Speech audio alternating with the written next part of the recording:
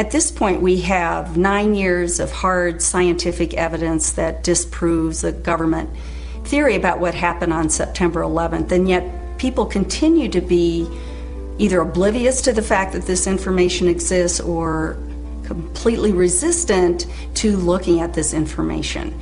My name is Marty Hopper, and I'm a PhD clinical psychologist. I've been working and living for the past 30 years here in Boulder, Colorado. For the past 11 years, my work has focused on helping people who have experienced personal trauma. Now, as we know, the horrors of what happened on 9/11 were televised all over the world, and they were televised, in fact, live. We witnessed the deaths of almost 3,000 of our fellow Americans. We know this had a very severe and traumatic impact on a majority of the population. I myself cried for weeks after September 11th. A friend of mine who is a psychologist in practice here in Boulder said that her caseload increased tremendously after 9/11, and people that she hadn't seen in 10 years were coming back into her practice. So I think it's safe to say that collectively as a nation, because of what happened on September 11th, we experienced trauma. I'm Fran Schur, and I have a master's degree from the University of Colorado. I've had a private practice as a psychotherapist and as a licensed professional counselor for about 20 years. Why do people resist this information, the information that shows that the official story about 9/11 cannot be true? What I've learned is that as humans, each of us have a worldview, and that worldview is usually formed in great part by the culture we grow up in. When we hear information that contradicts our worldview, social psychologists call the resulting insecurity cognitive dissonance. For example, with 9/11, we have one cognition, which is what the official story of 9/11, what our government told us, what our media repeated to us over and over, that 19 Muslims attacked us. On the other hand, we have what scientists, researchers, architects, engineers are now beginning to tell us, which is that there is evidence that shows that the official story cannot be true. So now we've lost our sense of security. We are starting to feel vulnerable. Now we're confused. 9/11 truth challenges some of our most fundamental beliefs about our government and about our country. When your beliefs are challenged or when two beliefs are inconsistent, cognitive dissonance is created. 9/11 truth challenges the beliefs that our country protects us and keeps us safe and that America is the good guy. My name is Bob Hopper, and I have a PhD in clinical psychology from the University of Cincinnati. For the past 29 years, I've been a licensed PhD clinical psychologist in Boulder, Colorado. When your beliefs are challenged, fear and anxiety are created. In response to that, our psychological defenses kick in, and they protect us from these emotions. Denial, which is probably the most primitive psychological defense, is the one most likely to kick in when our beliefs are challenged. I'm Danielle Dupré, PhD, originally from Switzerland, where I studied psychology and psychoanalysis. For the past 15 years, I've been empowering people who have experienced significant trauma. America is a powerful nation. It has never been attacked. We were confident, we felt secure, and all of a sudden that security collapsed.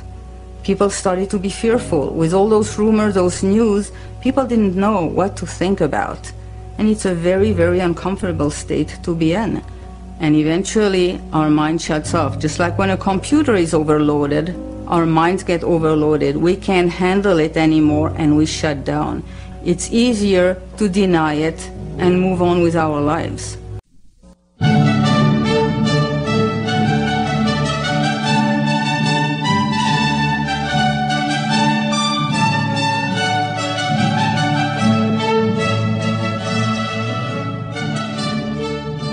On the morning of September 11, 2001, 19 men armed with box cutters directed by a man on dialysis in a cave fortress halfway around the world using a satellite phone and a laptop directed the most sophisticated penetration of the most heavily defended airspace in the world, overpowering the passengers and the military combat-trained pilots on 4 commercial aircraft before flying those planes wildly off course for over an hour without being molested by a single fighter interceptor.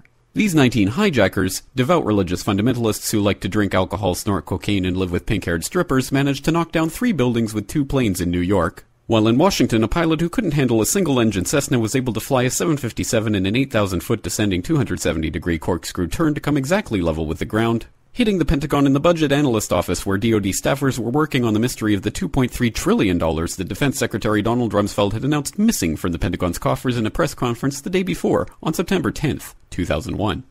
Luckily, the news anchors knew who did it within minutes. Osama bin Laden. The pundits knew within hours. Osama bin Laden. The administration knew within the day. Terrorists who committed these acts and those who harbor them. And the evidence literally fell into the FBI's lap. That a hijacker's passport was found blocks from the World Trade Center crash site, if you can believe that. But for some reason, a bunch of crazy conspiracy theorists demanded an investigation into the greatest attack on American soil in history. That investigation was delayed, underfunded, set up to fail, a conflict of interest, and a cover-up from start to finish. It was based on testimony extracted through torture, the records of which were destroyed. It failed to mention the existence of WTC-7, Able Danger, P-TECH, Sibel Edmonds, OBL and the CIA, and the drills of hijacked aircraft being flown into buildings that were being simulated at the precise same time that those events were actually happening.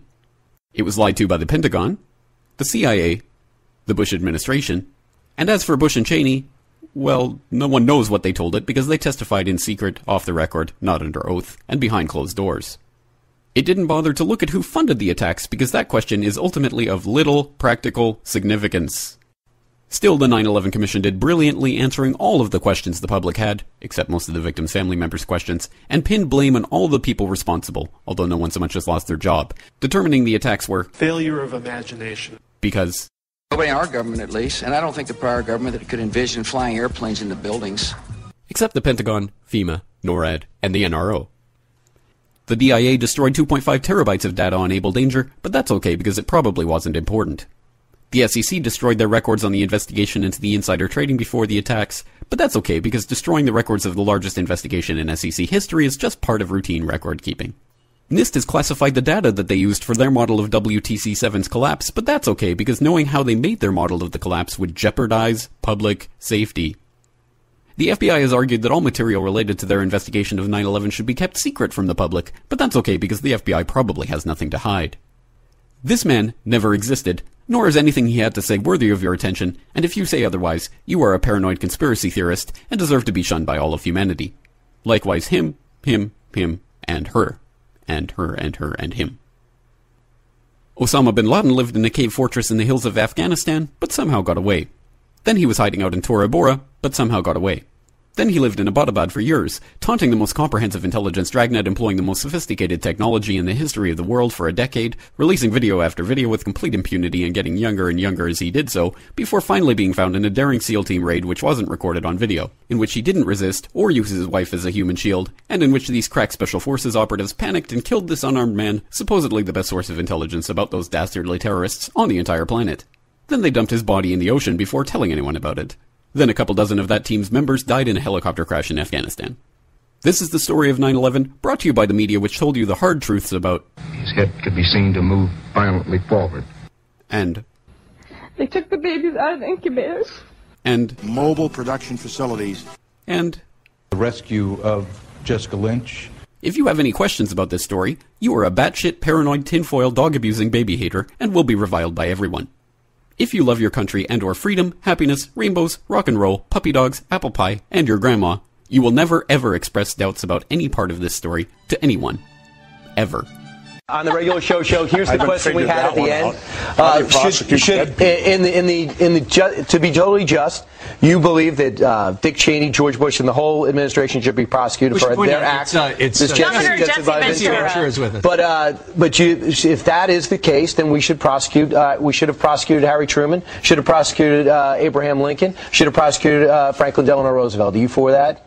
They're dead. But if you talk about justice, They're dead. So if they weren't, I talk would you about prosecute reality. them? So, you're giving me a no, hypothetical that's bullshit. I'm giving you a hypothetical because you're making up your Rosie O'Donnell-like scandals that says that 9/11 was an inside job.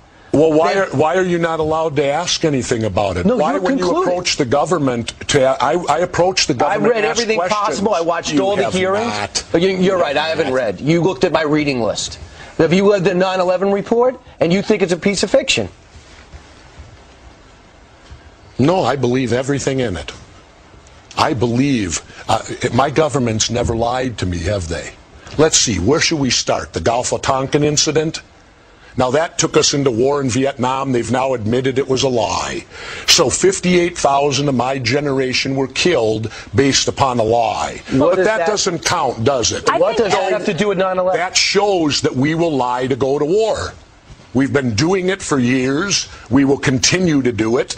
The Gulf of Tonkin incident, did you believe that? Well, you probably weren't alive then. I apologize for not being alive then. Well, it won't happen again. Well, I was alive. Okay. But and I remember our president sitting on TV telling us our boys are floating in the water. And because of that, you'll never believe anything. And because of that, you'll never believe anything. But they lie all the time. Have you been in government? No, I have. All right, so that's for. So I've never been in the NFL, but I could watch a football game and judge what's going on. Why do we have the CIA embedded in all state government when their mission statement says that they're not? The question. If you just say one thing, you don't think the CIA has our best interests in mind. You don't think our intelligence branch. I never said any of that. But your questions and conclusions only lead to that one statement. Did you think everyone's against America? No, the government's that's against not America? True. Always remember, dissension's the greatest form of patriotism. Tom Jefferson said that. Tom, you were alive then? No. You're going to insult me. I got to go to radio. Yeah. All right, Jesse. Take care. He's leaving. Jesse, I do have to say that I think Brian probably has read every word from the whole 9/11 situation. He's passionate about it, as you can see. Well, I am too. But and I agree with you that there's been covert activity over time, no doubt, where the government has not told its people every single thing that's gone on. I don't think they rarely do. But when it comes to 9/11, are you so sure? No. Okay. No, but I ask questions, and what perturbs me is that you don't get answers. Nobody wants to talk about it. This event that changed our entire history of our country, why aren't we allowed to discuss it? Why aren't we allowed to ask questions? The moment you do, you get a reaction like he gave me. How dare you? How dare you question your government? So what are your questions? My questions are simple. I worked in demolition. I'm a former frogman, underwater demolition team. I know how to blow things up. How could the buildings fall at the rate of gravity? Basic physics tells you that can't happen. Yeah. And how did the cement get so pulverized? Just simply from falling, it was blown into dust. What energy was required to pulverize all that cement so into what dust? Conclusion do you draw? I don't know, but I certainly question, and yet I'm attacked when I question. You notice how if you bring up 9/11 and have any questions about it, immediately everyone attacks you over it, tells you you're crazy, calls you Rosie O'Donnell. Richard Gage is here to show us why he's calling for a more thorough investigation into the collapse of the World Trade Center buildings. Thank you so much for joining us. You're very welcome. It's great to be here. Well, first of all, give us a little bit more about your background. Well, I'm an architect of 20 years, a member of the American Institute of Architects, and have been studying steel-framed, fireproof buildings for about that long. We ask that for clarification because as we get into this, we want people to make sure that you're not just somebody with a wacky idea. Right. Okay, you come with some science to you. What is the official reason for the collapse of the World Trade Center towers? Well, we're told that the planes hit the buildings and there was an explosion and a fire, and about an hour and a half later, in the case of the North Tower, the buildings collapsed due to structural weakening due to the fires. The problem is that we don't have large gradual deformations associated with collapses, and fires in high-rises have never brought down a steel frame high-rise building at all, ever. And what we have, unfortunately, is the evidence in the Twin Towers and the third skyscraper to collapse that day, which most people don't know anything about it. We have the evidence of the 10 key features of controlled demolition. In the case of Building 7, it collapses straight down into its own footprint at free fall speed in the first 100 feet. It's dropping, as you can see, symmetrically, smoothly, at free fall speed in the first 100 feet, 2.5 seconds. This is uncanny. There's 40,000 tons of structural steel designed to resist this collapse. Is it, what, a 47-story building? Yeah, it's just called Building 7, right a football field away from the Twin Towers. Mm-hmm. Okay, so what we're showing is left what happened. In fact, right is a controlled where you are using, or the people who made this happen, used demolition. Indeed, and this is a direct comparison. And you can see that, indeed, almost free fall speed, free fall acceleration through 40,000 tons of structural steel. That is uncanny. So we have 700 architects and engineers demanding a new investigation as a result of this evidence and the evidence in the World Trade Center that is very explosive. Almost every architect and engineer we show this information to agrees with us that these are controlled demolitions.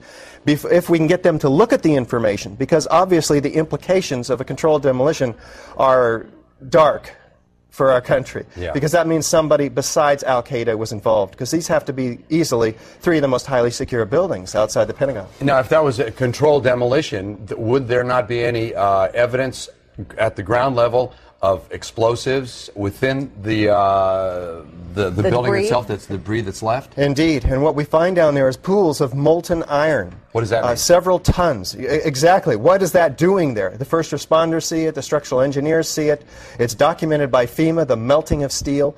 Normal office fires is what's supposed to have brought these buildings down, along with jet plane impacts. But jet fuel and office fires don't produce molten iron or molten steel. It doesn't begin to melt until 3,000 degrees.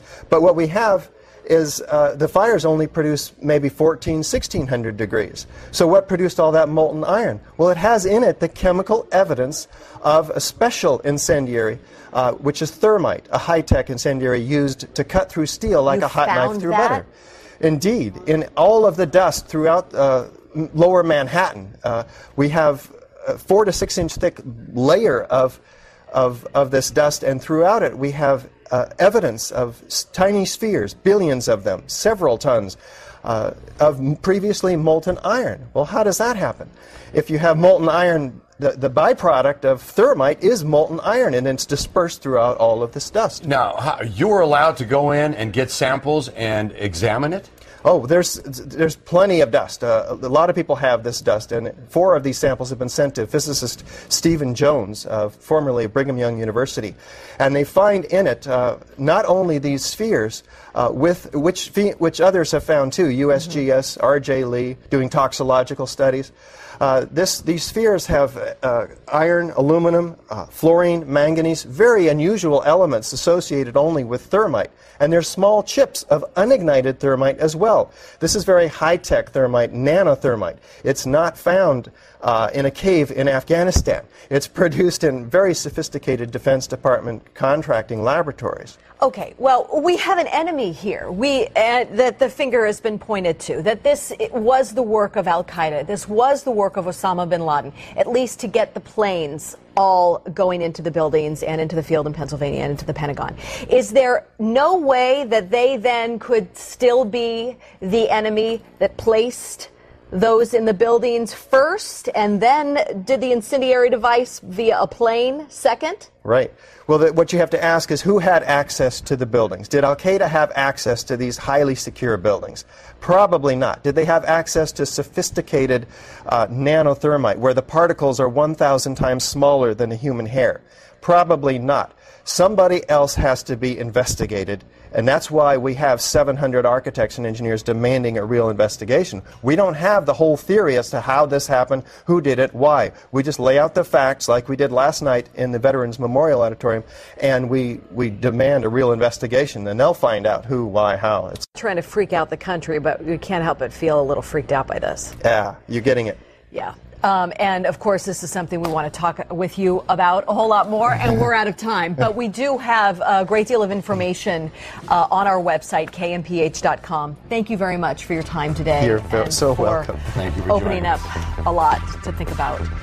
We'll be right back. Now, more on the latest building collapse in New York. You might have heard a few moments ago I was talking about the Salomon Brothers building collapsing. And indeed it has. Apparently that's only a few hundred yards away from where the World Trade Center towers were. And it seems that this was not a result of a new attack. It was because the building had been weakened during this morning's attacks. We'll probably find out more now about that from our correspondent, Jane Stanley. Jane, what more can you tell us about the Salomon Brothers building and its collapse?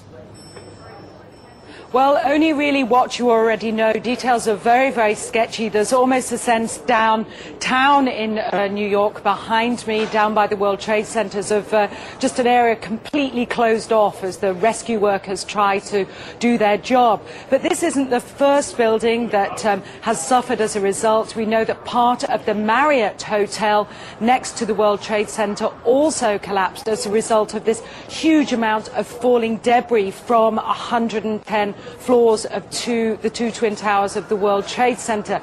As you can see behind me, the Trade Center appears to be still burning. We see these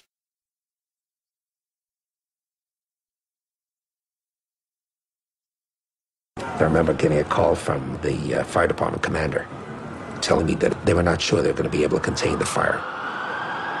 And I said, you know, we've had such terrible loss of life. Maybe the smartest thing to do is pull it. And they made that decision to pull, and then we watched the building collapse.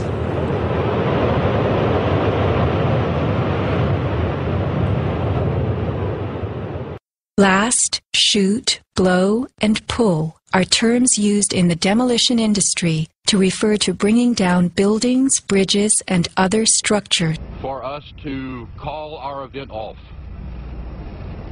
As we prayed about that, in the past, we did have one idea. This idea we put out in prayer to God, that if He would want us to call this off, if we have accomplished our goal, then our thought was the American people